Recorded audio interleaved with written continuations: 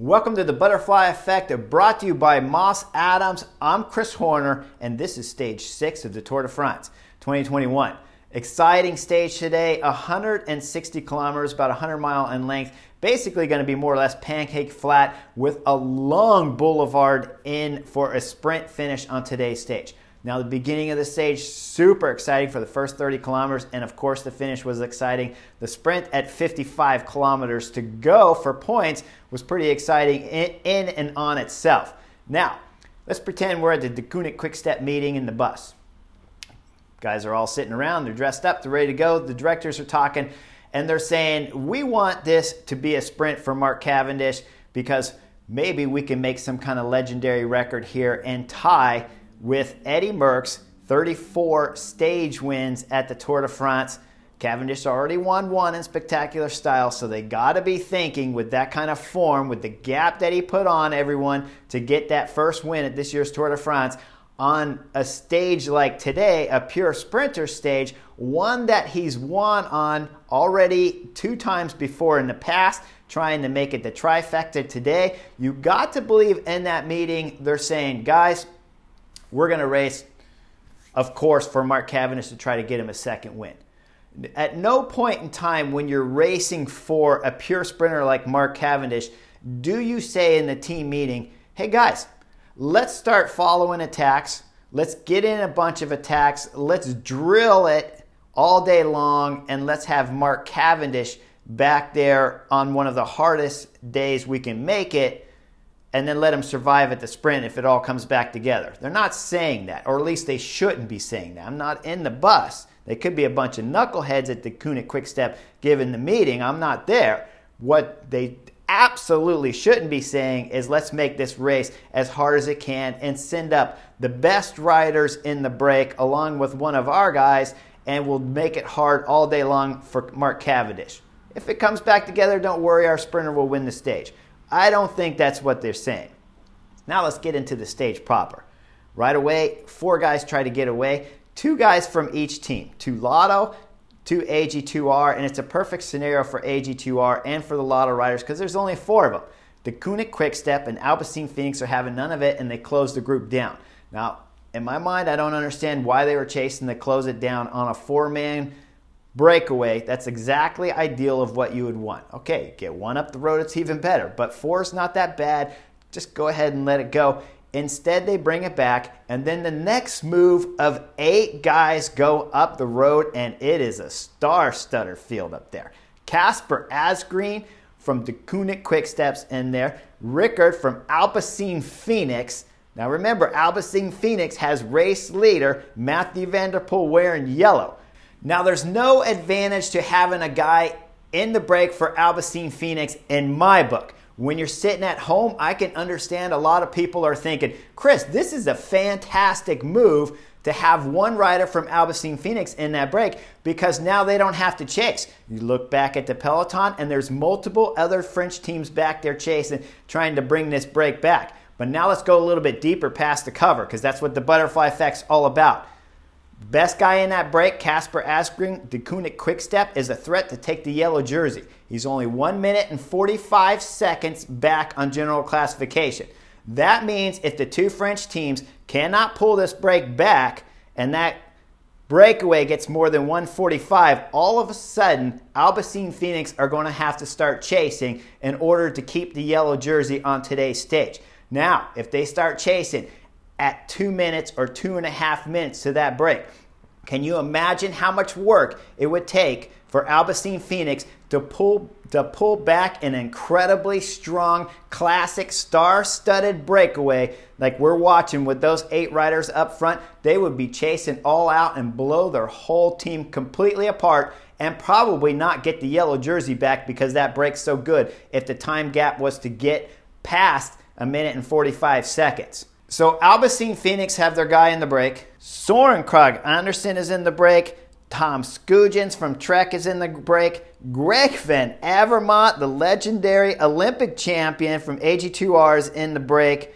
Thomas de Gent from Lotto Soudal is in the break. And of course, Niels Paulette, the Bora Hansgrohe rider, is in the break. And then we'll throw one name out there that everybody's not familiar with, Jorg Zimmermann from Intermarché is in the break. That is 8 guys, and 7 of those boys can pedal to no end and put power down left and right.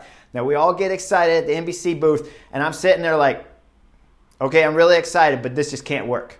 The math does not work when you look at this break. Casper Asgreen is only about 1 minute and 45 down on GC. That means that Alpecin Phoenix have to give up the race leader's yellow jersey in order to let their man, Ricard, go up there and try to win the stage. That's not going to happen. You might put a guy in the break and give him a shot at winning the stage, but you're not going to give him a shot at winning the stage and give away the yellow jersey on today's stage. Now, Ricard, he's up there pulling at first, so he is a knucklehead, but eventually the light bulb pops on, or the light bulb pops on one of his directors, and they radio to him, or he gets smart enough to realize that, oh my God, I can't work in this break because we're going to give up the yellow jersey. Now behind, Alpecin Phoenix not pulling anymore. DeCoonick Quickstep's not pulling back there for Mark Cavendish because, of course, they got Casper Asgreen in the front group. So it's Frances de Jure that's smart enough to get to the front and start pulling for their sprinter, Arnaud Demar. Up front, the break is driving, and they're working well together at first. Now, this break started 155 kilometers to go. What happens is once the light bulb switch flips onto the Alpecin Phoenix rider, Ricard, he stops working, and now the chemistry is over. And this is the problem when you're in a break like this. After the first mountain stage, this break could go the whole distance on a stage like today. Before the first mountain stage of the Tour de France, it's got no chance. That's why you never see a quality break at the Tour de France form this early, because the chemistry is not there. Once the Alpecin Phoenix rider sits on, he knows that he has to stay with the DeCoonick Quickstep Casper Asgreen. If Casper Asgreen goes anywhere, he needs to be locked onto his wheel.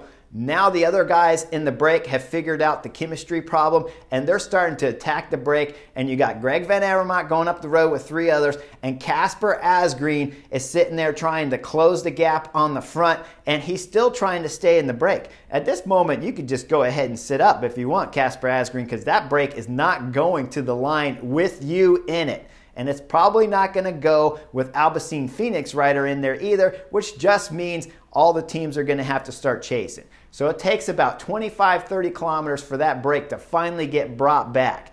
It does, but just before Greg Van Avermaet attacks and goes solo. Now, Greg Van Avermaet, I could tell you for sure, this is not just a guess. This has got a little bit of experience behind it. When Greg Van Avermaet went, he didn't want to go solo on a stage like today. He didn't want to do the next 130 kilometers, 80 miles solo, and he's just can't believe he's up there in the situation he's put him in. This is actually kind of a knucklehead move for Greg Van Avermaet himself. But now the problem is for AG2R, the team that he rides for, this is a decent move because they haven't had a lot of exposure this far into the Tour de France yet. So if Greg Van Avermaet can stay out there, it's good for the team and bad for Greg because, of course, Greg wants a chance at winning the stage, and there's no way you're going to win a flat stage with all the sprinter teams back there chasing. So he's out there, he's pulling. Finally, Lotto Soudal rider comes across, Roger Kluge, and those two stay out, but they're never given more than 2-minute time gap.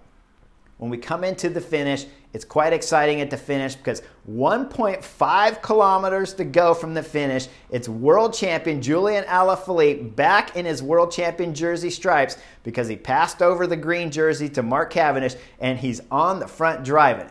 Now you see in the picture there, it's Mathieu van der Poel, race leader at 1.3 kilometers to go, and he's looking around for his sprinters. He can't see them, and this was a beautiful move by Mathieu van der Poel. He drifts back to meet up with his team. What happens is he's drifting back a little bit. DeCoonick Quickstep's on the right side of the road going fast, and Intermarché is flying up the left side of the road with about 1 kilometer to go. Alpecin Phoenix rider Mathieu van der Poel meets up with all his sprinters, and now he's doing a big hit to pull them back up. Intermarché with about 800, 700 meters to go. They'll mix over from the right to the left with DeCoonick Quickstep, And Matthew Vanderpool now is in a drag race coming up the right side of the road with the DeCoonick Quick-Step guys on the left. He does a fabulous job of getting 3 of his riders all the way up, even with DeCoonick Quick-Step. And with about 400 meters to go, the 2 teams will start to merge in the middle. With about 250 meters to go, Mark Cavendish is on his lead out man, Markoff's wheel, when he decides to leave Markoff's wheel and jump over to the Alpecin Phoenix pair of Tim Merlier and Jasper Stevenson. Stevenson is throwing in a dig, and he'll go from the left side around Tim Merlier. Cavendish will go the right. Now this is where things get tricky. When you watch it in live, Cavendish is going right, and then we'll move left and overlap wheels with Tim Merlier just a bit. Tim Merlier will do a bit to hold himself up and keep from crashing, but will slow his progress down. Now, right after that, Cavendish is still flying by Tim Merlier, and he comes up and they start to get really close with Jasper Stevenson and Mark Cavendish almost colliding as they come together. Those 2 guys were clean, and it was easy to see that both were drifting towards the middle. Right then, you'll see Jasper Stevenson and move back to the left. Mark Cavendish will punch it all the way to the line for win number 2 at this year's Tour de France and win number 32 in the history books as stage wins of the Tour de France.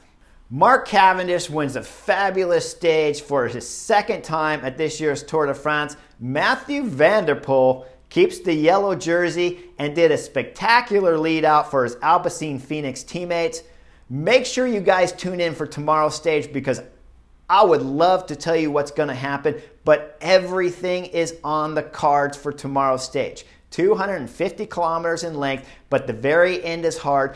So anything's possible on tomorrow's stage. Big breakaway, lots of tacks, or it could be Alpecin Phoenix keeping everything together, and then the favorites attacking each other on the last Category 2 climb near the finish of tomorrow's stage. Make sure you tune into the Butterfly Effect while I break all the stage down. Like and subscribe, and I'll see you guys tomorrow.